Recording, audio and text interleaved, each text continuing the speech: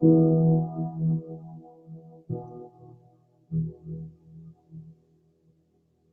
right.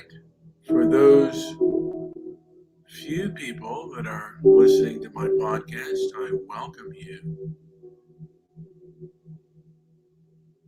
This is Stoic, and I'm going to get into a few things. This is actually Stoic, Andy No, BLM, and Antifa. So I'm going to just try to relax a little bit and certainly not be angry and try to be as objective as humanly possible. All things have their origin. All groups, all ideas have their origin. And many times, two things can be true at the same time.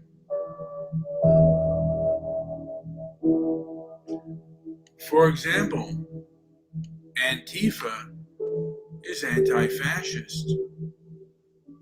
Antifa is also authoritarian communist, at least many of them are. And Antifa goes back longer than BLM, but much of Antifa and BLM have joined forces. And they have basically been able to join forces with the power structures that be. They will use the wide brush of white supremacy to stop you from speaking, to not vocalize your ideas. And people want to fool with your perceptions of reality. Fool with your perceptions about what is right and wrong. And it's not being done with discussion or conversation. It's being done with force and intimidation. Often when you talk to a leftist, you get obnoxious and snarky remarks at best, but economic and physical threats at worst. I was on my Facebook page and I asked a person, I don't know if she's who she says she is, but she happens to be an American of Asian descent. And I asked her about Andy No, and she basically said that Andy No, I'll see if I can pull that up here real quick. Relax while I look that up on my Facebook page, because I want to get the exact words of what she said. Let me, and she might have deleted it. Here we go. And this was a rather long thread. But she described him as he is a self-loathing house Asian who white worships. He is the rights token Asian, like Candace Owens is their token black person, so they can justify and hide their racist agendas with these mouthpieces.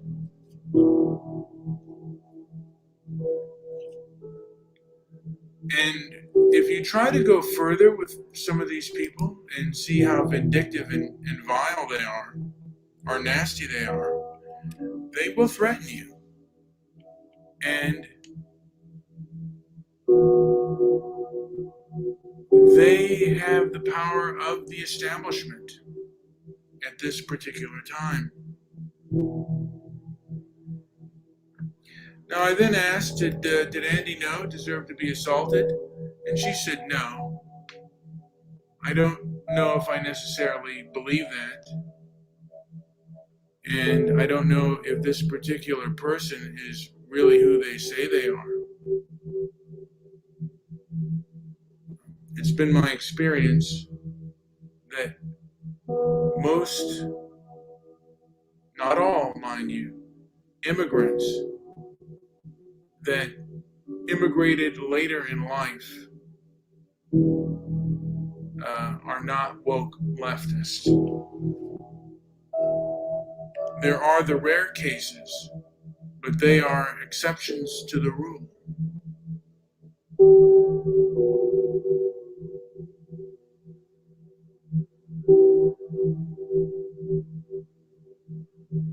Now, I want you to know that those that are listening to this who agree with what I'm saying,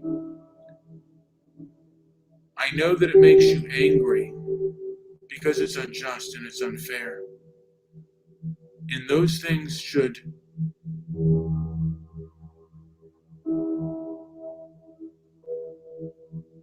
inform you. You have a right to be angry. But remember, if you act upon it, you will be punished, and punished more severely than a leftist. Remember, you must remember that the left can get away with things that the right could never get away with.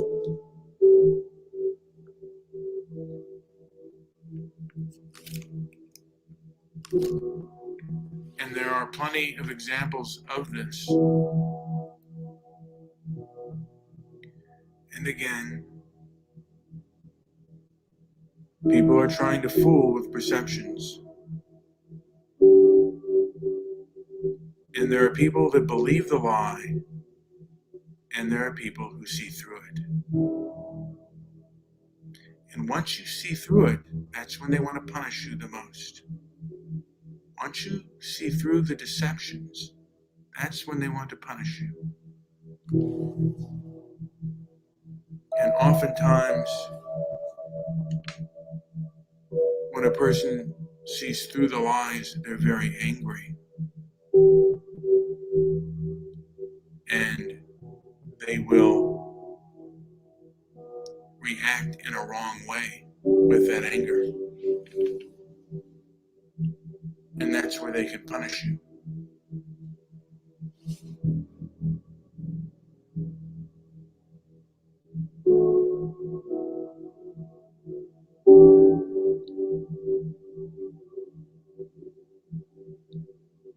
And I don't know what's going to happen in the future. I don't know how long our voices, people with rational and reasonable beliefs, I don't know how long we are going to be able to speak.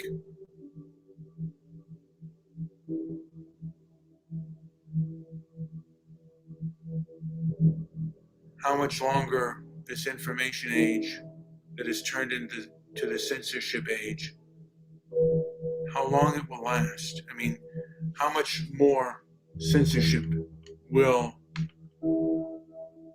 the left promote? I don't know. I don't know what alternatives are out there or how many alternatives are out there.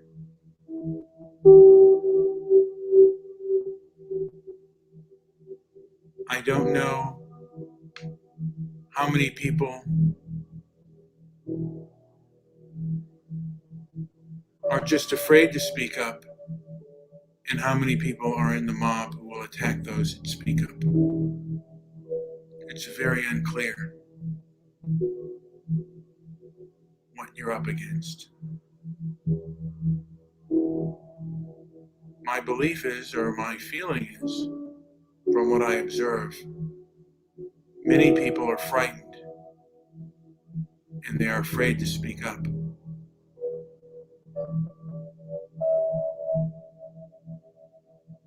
Where I live in California,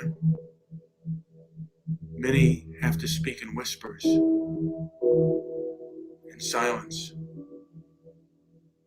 because they could be punished if they believe something else, or if they speak their beliefs out loud.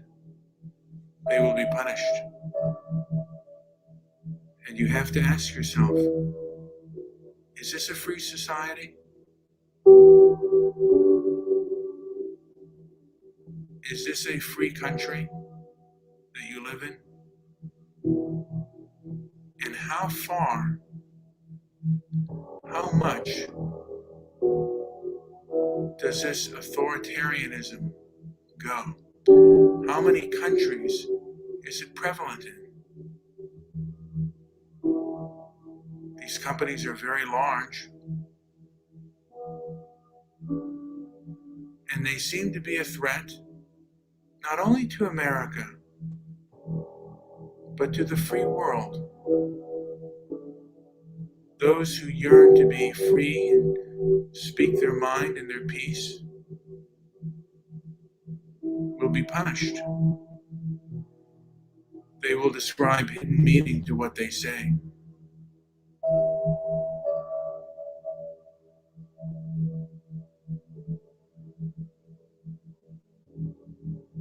And political Woodstock is here, and I may invite her in for a small talk, but I want it to be civil. So I wonder if she can get the invite here. Let me copy this. It's copied to the clipboard, so I might have political Woodstock here. And I put this political Woodstock, what is your name on Discord? Because I try to get to you on Discord and I can't seem to do that. Because I don't know your name, and I don't know if you're still in the Discord. And my left leg is getting numb. I don't know why. All of a sudden it fell asleep. And it is extremely numb. Can you not hear me, Angela? Can I not be heard? I don't know if I can or I can't. But you're asking me if I'm talking. Let's see who's on the thing here. And I'll invite you in, political Woodstock. This is it. Here we go. I know. I see you in there. So I'm going to invite you into the political, into my stream port. That's an invite. I've given you an invite if you want to talk. And she's saying to hold on. She may be coming in. But I want to mention that again, that people are fooling with your perceptions. And that's not a good idea. So now I want to invite political Woodstock. Political Woodstock, how are you? I can't hear anything. Can you hear me? No, it's my ear. Okay, she's getting her earpiece on. Is it echoing? Because I had to take my earbuds off. Not that I'm aware of, no. Okay, good. So, you were once attacked, I believe, by Antifa and BLM. Yes, I was. It was pretty bad. That was in Zinc, Arkansas, at a protest that was against the KKK. One of the protesters said I was Klan. I hear an echo now. Here, let me see if I can fix this. All right, she's hearing an echo, folks, so she's going to see if she can fix it. I'm just being, trying to be as calm and cool and collected as I can be. These are really cheap earbuds. Are you there? Yes. Now, you are... I can't hear. Oh, you can't hear. Let me try it this way. That way? Come on. We're I having... think I busted these earbuds. We're having some technical difficulties. Let's see if it's still echoing. I had to take the earbuds back out. Well, I've turned off the music so I can try to hear you as best as I can. Angela, I'm going to put myself Okay. on mute when you talk so it sounds a little bit better. Let us continue. All right. Well, as I was saying, I was at a protest and a protester said that I was Klan and to get rid of me. Next thing I know, I'm surrounded by umbrellas, which is an Antifa tactic. There was probably 20 people around me. They're grabbing my wrist. Somebody's twerking on me. And shortly before all of that, they threw me in front of a truck. This was a small road. Threw me in front of a truck that was oncoming, but he thankfully slowed down and they were very physical. And this was an Antifa type of tactic with, I don't know how to say, these protesters were unlike anything that I had met before. They were very, I think they studied Antifa. Does that make sense, Brian? Well, I mean, Antifa has a long reach, and they probably have Antifa members in their group. Now, I wanted to ask, so I mean, you still supported Biden even though he doesn't recognize Antifa as a group. He says that it is an He idea. should. But why? Let me ask you, why do you still support Biden even though he doesn't recognize Antifa? Well, I'm not a one issue voter. I never have been. But as far as why I support him, I didn't like any of my two choices. I didn't like either one of them, I should say. So, in answering your question, neither one of them was ideal for me to vote for. So, for the things that I care about, which is a wide variety of things, Biden was the better choice. He wasn't the choice, but the better choice. Does that make sense? Yeah, and that's the same reason a lot of people voted for Trump, and they voted for Trump. Mm-hmm. A lot of them voted for Trump because they were tired. They were tired of the normalization of riots, and they were tired of the lockdowns, what they believed were the unjust lockdowns, and also the cancel culture woke left, which is a very has taken hold of our country at this moment, and it seems to be not only a danger to America, but really a danger to the free world in general. Do you see the same things, Angela?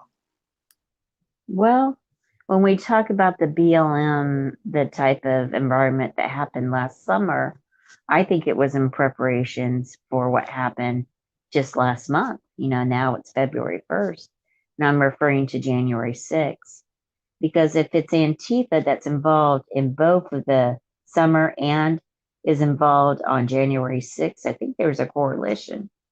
And they did training. They would have violent protesters, and then they would move the nonviolent protesters, like the moms or the grandmas, in front so that the police wouldn't shoot rubber bullets at them.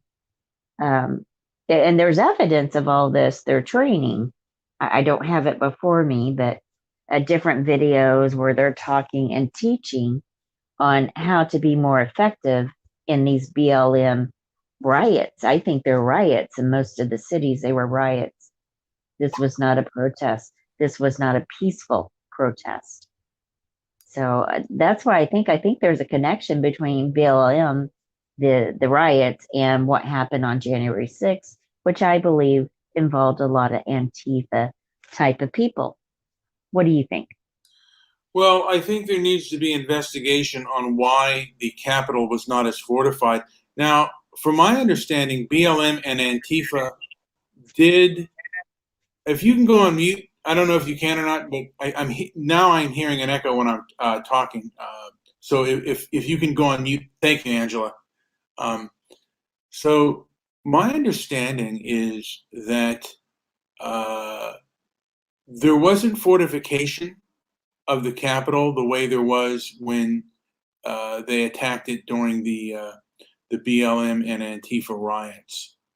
And I also want to say there is a philosophy there that the protesters are the waves and the rioters are the sharks that swim in that wave. So I wonder what your comment or belief on that is. And I put myself on mute. Just one moment. Sorry, I got choked up. I think this was an organized thing. The army, the military has their games that they exercise throughout Vietnam and different places. I'm wondering this is just a psyop, not just a psyop, but a psyop. Because Antifa is in both of those organizations. Who honestly, do we really know who Antifa really is? Or their organizational skills, which in my opinion in Tulsa, Oklahoma, I came across some of the officers that, quote, trusted me. And they were telling me about taking minutes at their meetings. And I don't know, when you have minutes at organized meetings, I don't know, that sounds like an organized group, if you ask me. And different chapters or different cities handle their business differently, but they all have chapters. I'm concerned about Antifa and who are they really? How much of a concern or threat are they to America? I think we can see what happened this past summer and then what happened in January. There's one big, I don't know the word, Brian, one big note, and it's Antifa in both. You can see them in each operation. What do you think of that? And I don't know if I fully answered your question. Well, anytime you have an organization that is, basically wanting to take down the structure, if it's effective, they're going to go into all facets, and they're going to hide what they're doing, because basically they certainly don't have. I don't think they have the popular will of the people, but they do. But they do have the establishment, and they've been able to metastasize themselves in much of our financial and political institutions. And I think they are part of. Not only are they violent, but they're also part of the woke cancel culture. I remember debating a person on Twitter, and he said to me, "Don't be upset, because now the left understands economics, and they're doing things in very very hidden and very sneaky ways, and they're not because they're inside much of our establishment and much of our political structure." They don't get talked about. One of the reasons why I believe Biden said they're just an idea is because there are, I think, covert Antifa and covert leftists in just about every form of government. They're in the military. They're in the and they're in Wall Street. They're in a lot of things. Doesn't that concern you, scare you? I think it should concern and scare every citizen, because this is more than a quote idea. I'd written on my Facebook page about that Antifa wasn't just an idea, that they're organized, and I got so much pushback. Now I'm a Democrat, but we should be able to discuss ideas. But I had two judges that said things. I had many attorneys that said things. And I've experienced the Antifa way to fight back, over this big guy who doesn't even know who he is, but he's an FBI informant, I found out later, said I was Klan. Just thinking about the whole thing just makes my head spin. This is not something like Black Lives Matter. Antifa is different. And we need to find out who's funding them. Because if you find out who's funding them, which billionaire, then we might find out what their objective is. Concluded. That's a good point, and I think that needs to be found out, and we need to find out. I think we need to find out like which like if any of these people in our government have ties to Antifa and then ties to leftist causes, because this is not classical democratic liberal. This is authoritarian. I mean, these are authoritarian leftist, moral authoritarian leftist at best. And then authoritarian communist at worst. And of course, one of the things they probably want to do to overthrow the government is, they're going to, like I said, infiltrate all facets of life, and it's rather dangerous. And there are people that are duped and that believe in this stuff.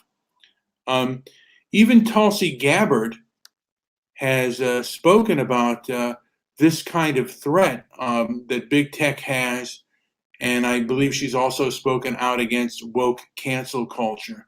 I wonder what your feeling is on Tulsi Gabbard and perhaps a future for her, maybe even in the Republican Party. Well, I'm more concerned about how, who's funding Antifa. And this is not just, I think their cover is the leftist agenda. I think they have their own agenda that's a little bit more radical, a little bit more militant, which is not a normal leftist agenda.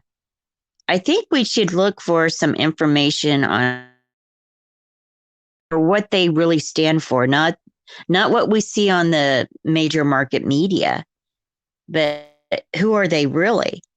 I imagine that the government is really on this because they're coming against the military. And a lot of Antifa now are former military. It really makes my head hurt when I think about it, because this is not BLM. BLM's for Black Lives Matter and, social justice, reform the justice system, that type of lingo. And they're pretty straightforward about it. And they're not as violent as Antifa. The reason why I think they were shown to be violent was because of Antifa last summer. They infiltrated the Black Lives Matter. They're infiltrating many different groups. I don't think they're the leftist hardcore people that the media portrays them to be, because they're not. They're not. They are militant. I'm really worried about our Capitol. I don't think this will be the first time that there was a charge on the Capitol, but now they fortified it for how long? How long is it going to stay fortified? What about some of our Congress? The people within the system that are now Antifa. That's my understanding from listening to, Speaker Pelosi. And, she seemed really scared that she said the enemy is inside or within. She knows a lot more than what she's saying. Now, Tulsi Gabbard, I could see her really becoming more for the Republican cause. She's someone approachable. She's smart. She's intelligent. I think that's a possibility, because I think we're going to see a lot of people flip within the next 3 years. Concluded. I see that as well, and someone who can articulate ideas and have somewhat of a populist message that is not as inflammatory as some of Trump's rhetoric. And there are people who are diehard in the wool Trump supporters, but they're far more approachable than people on the left, and a lot of people who were Antifa. Now, I found that people who were white that supported Antifa were far less likely to talk to you than many of the black supporters, but some of them also, they didn't want to talk to you, and there were certain subjects that were off limits. And to me, much of BLM is emotional hysteria, and you cannot have a conversation with them. And justice is a conversation. It's not just platitudes and chants. And a lot of people have, just as people have taken Trump as a cult, people have also taken BLM just like Antifa is a cult. BLM has chants, things like white silence is violence, no justice, no peace. And really, what does that mean? What does that refer to? I'm just, and it's like these people want you to just sit back and listen and obey. And if I have questions, that's not really a free society and a free thinking society. That's one of the reasons that I say that leftism seems to be the biggest threat, not only to America, but to the free world. And I know I've said that before, but I'm concluded. I wonder what your thoughts on what I just said, Angela. Well, Black Lives Matter is organized. They have chapters. They're more than just a chant. I understand that some of their members are very difficult to talk to about certain topics. But you asked, what is no justice, no peace? When we look at the system of mass incarceration, truly the prisons are the new plantations.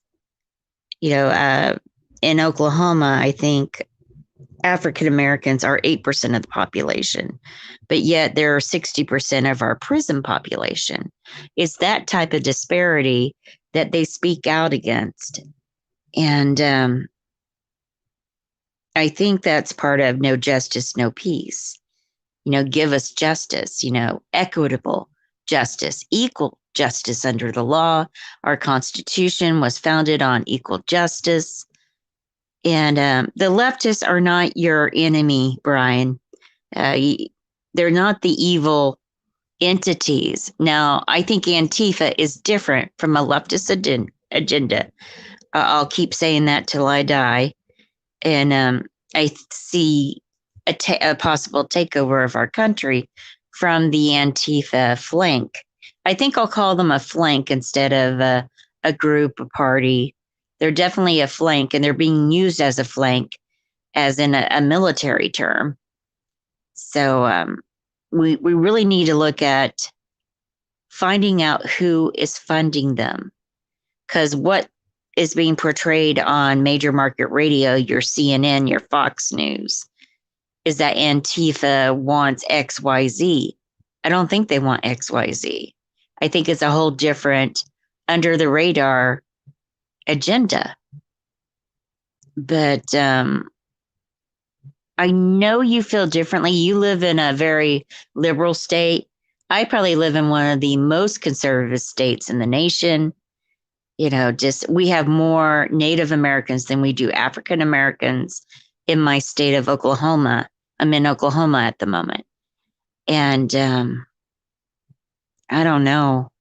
Everybody talks about a race war, a civil war that's coming. Maybe it is. It's important that we try to do everything to stop it. Or do you want civil war stopped? Do you think we should have a civil war? What say you? I think at the moment it's more of an economic. It looks like it's an ideological and maybe even economic civil war. The establishment is certainly behind BLM and other groups. Now, like I said before, BLM, most of them are into the censorship. Many of the leadership, if you ask them if censorship is okay, they would agree with that. And I remember one leftist said, your rights are rooted in my oppression.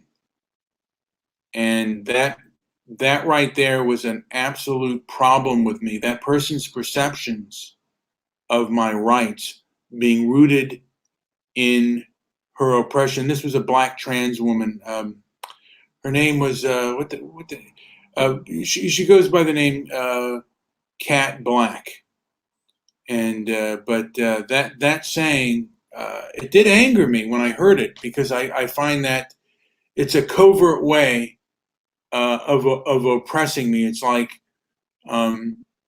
your words hurt me so much, and your words oppress me, and it doesn't feel just, and it doesn't feel noble. And we've had studies, as far as the Justice Department goes. We have had studies on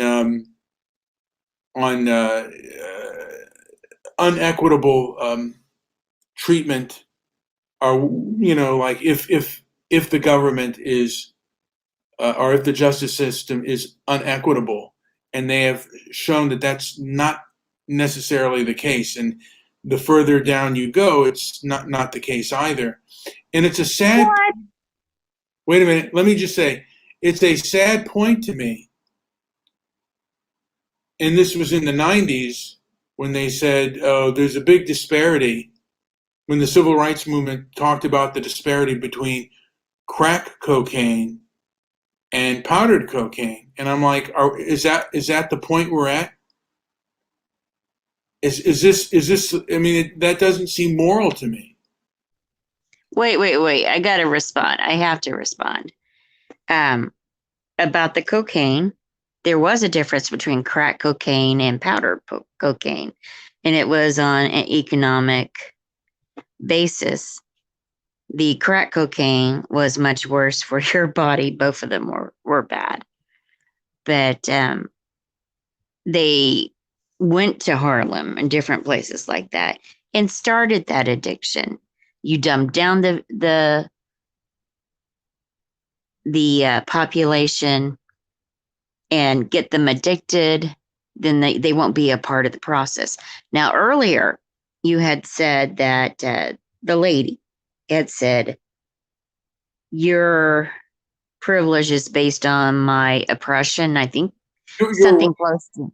Go ahead. Let me just rephrase it. She said that your rights, like, my right to free speech and stuff, is based, like, what you say is really based on my something of the effect. And I may paraphrase it wrongly, but she said, I have a problem when your rights are based on my oppression. And what she was really talking about was my freedom of speech, which to me really defines a civilized nation.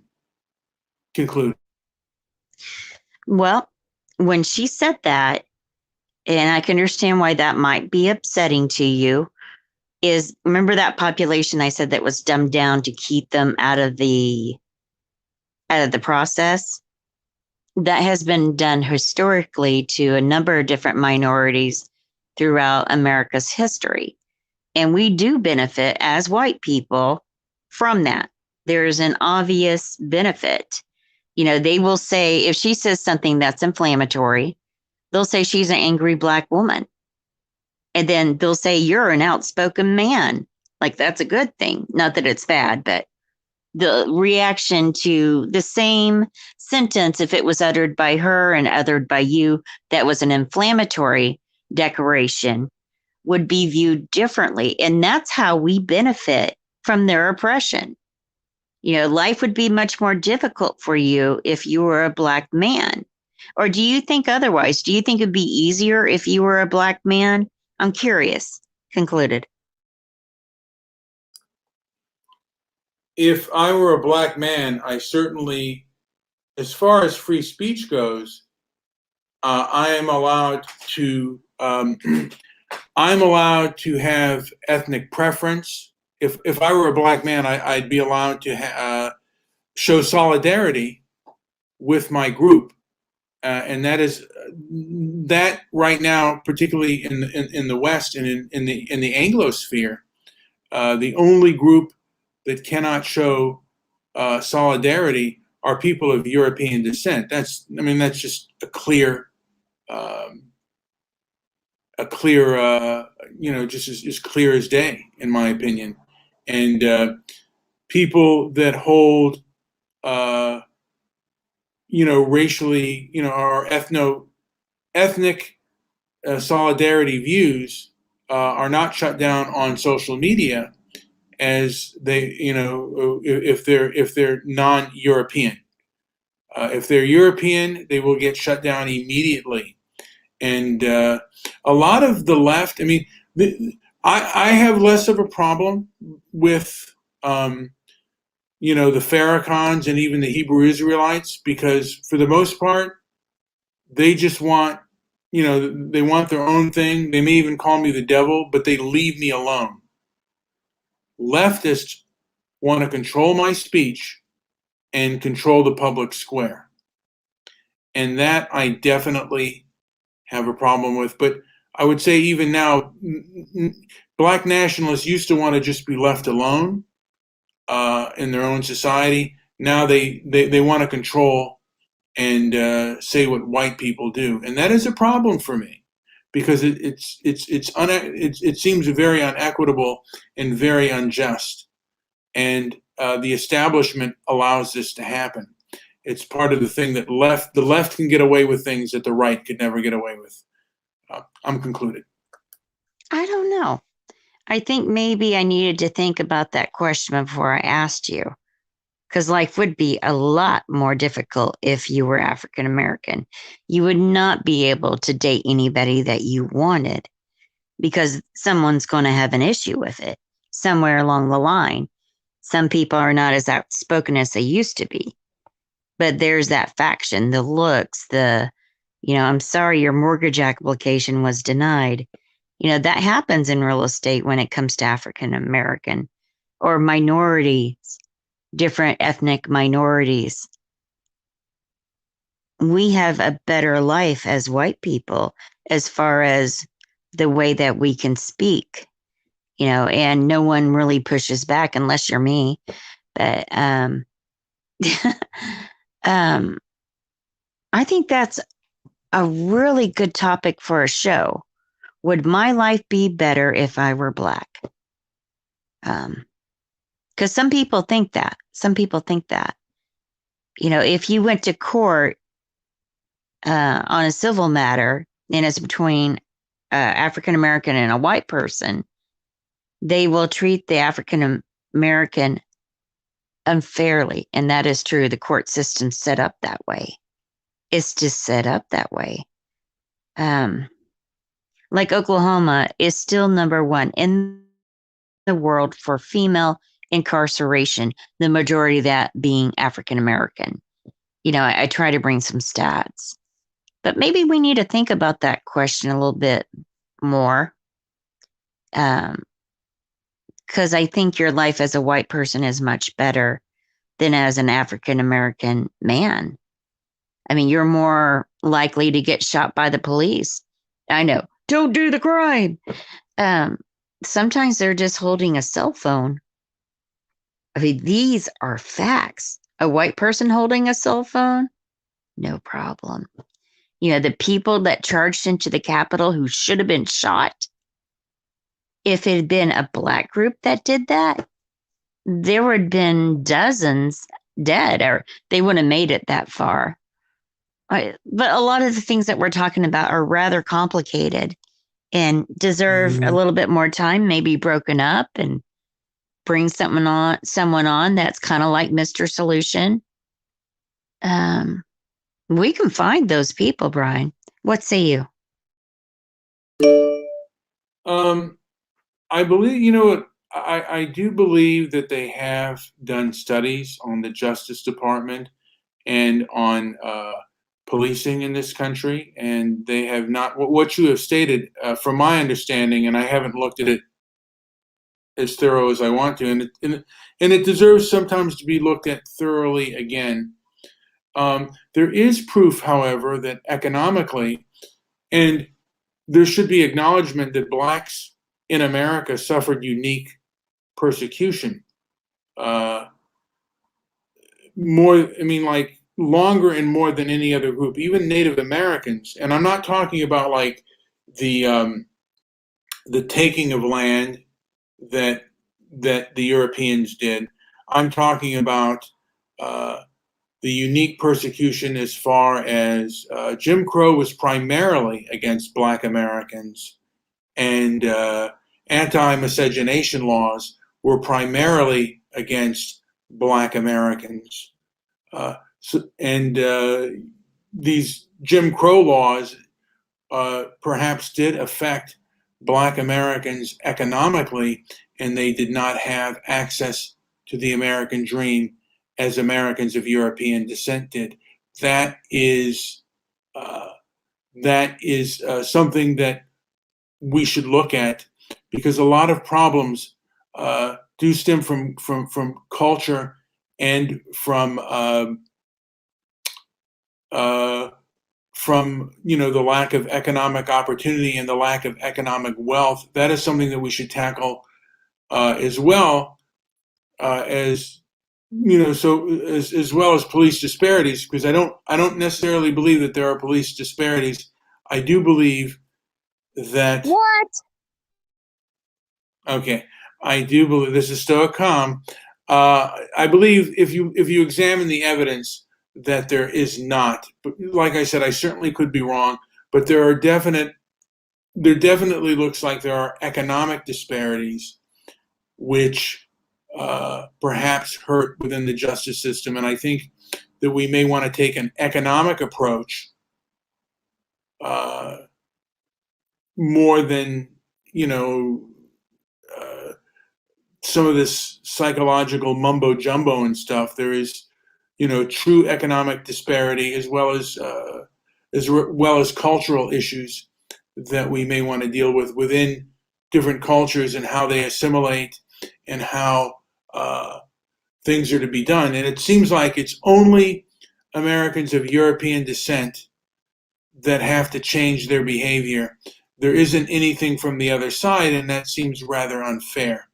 And in a relationship, it should be a win-win. It should be win-win, not I win, you lose. And this isn't, like I said before, and I'll continue to say this doesn't seem like a negotiation. It seems like a demand, and sometimes, and many times, an unreasonable demand. I'm concluded. We live in a system where systemic racism exists in our society. It is very true that African American men face unrealistic struggles when it comes to the justice system.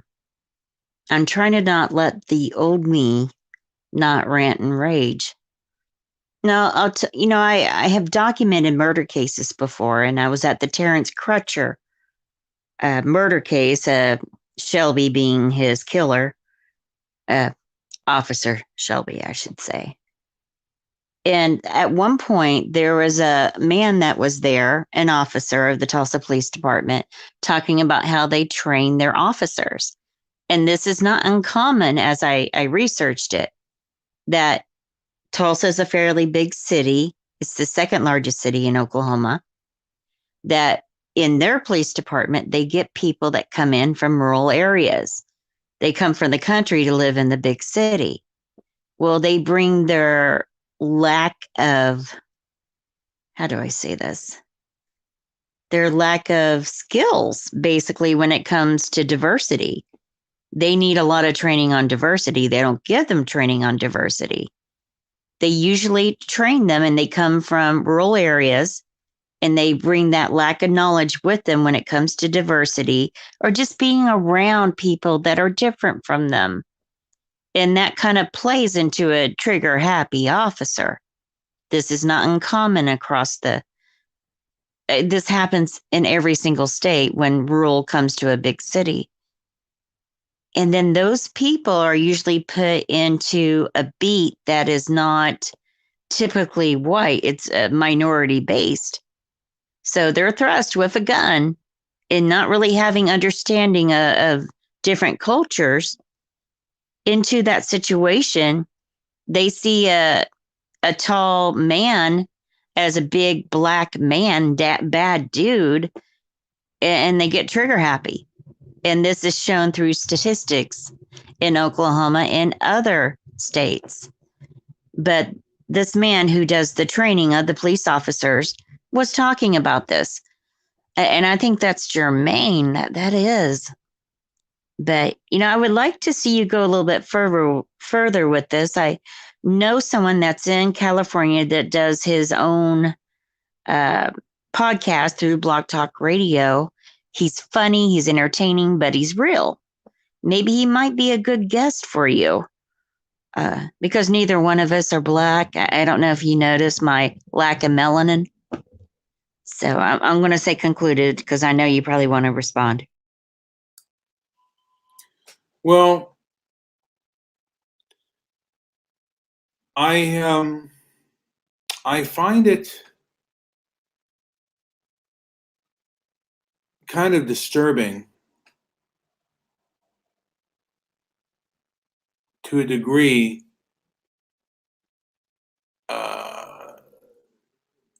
Are kind of disheartening that the civil rights movement seems to champion the degenerate criminal. And again, and I'll repeat this, today's civil rights movement, I mean, the word civil is in there, and it's not a civil movement. It's really an authoritarian movement that seeks to control and seeks to fool with perceptions and doesn't hold accountable criminal activity.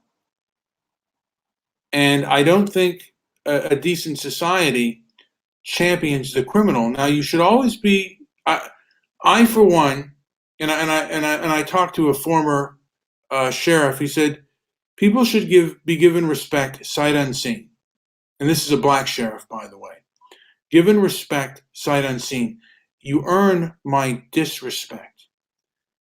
And a lot of people out there have earned my disrespect because I give them respect and they don't show that to me in return. That is offensive to me. I have loaned friends money and I expect them to do everything they can to repay me. Now, I don't expect the money back, but I expect decent and good character and honorable character. And I don't see that being promoted in today's civil rights movement. And I don't see civil conversation going on either. I see a lot of yelling and a lot of demands, and particularly, like I said, within all of the establishments. And again, they've studied this before. I don't have the studies in front of me, but it's something I will examine. And if there is injustice, if there is something that is unjust happening, and it is provable, then yes. And I want to I want to also just put out there, when you go to a court, it's not a court of justice, it is a court of law. Now, if you want to change laws, you have to do that through the government, through the legislator, through the legislative branch. But I need to respond. Go ahead.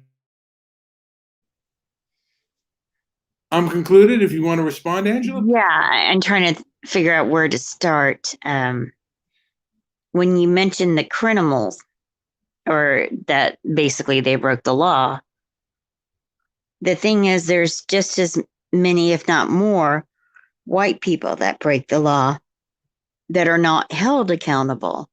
There's a problem with the system, be it the racist system that we're in when it comes to our country, or the racist system that's within the Justice Department. But it's getting close to an hour. I know you don't like to go over an hour.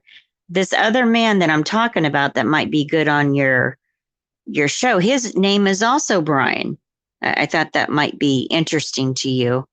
So I want to say that thank you for having me on. We didn't plan for me to come on, but thank you for allowing me to come on. And I think we can continue this conversation. And at this point, I'll disconnect and let you do I assume that you don't want to go over an hour. So thank you very much. I'll listen to your whatever it is that you're going to do. Well, Angela, I thank you for having me. And some of the things you said, I don't know how provable they are. And again, if what you say is true, all I say is show me your evidence and then compare it to what? Justice is about a conversation, and that is something that we should have. And at the moment, the powers that be do not seem to want us to have a conversation. And this isn't just in America, this is throughout the civilized world. And if we're going to have a just and noble society and a more noble world, we have to talk to each other, not talk at each other, as me and Angela have for the most part. But facts and figures must come out and must be observed. But I've heard much of what Angela said about the justice system and the disparities has been debunked. I could be wrong on that, and there could be evidence that I'm not looking at. So I will certainly save my judgment until further review. I'm just telling you what I've observed. So with that, I do thank you, Angela, for being on my show and having a respectful conversation. That is important, that people respect each other. And this is something of an example. And hopefully we can do that as we move forward. And we look at the origins of things and we try to get to a more noble and just society and find out what all the trade-offs and other things are. So I thank you for listening. Like and subscribe if you like what I'm saying. And if you want more dialogue like this, again, share this video. Thank you for listening, and strive for calm, stoic calm.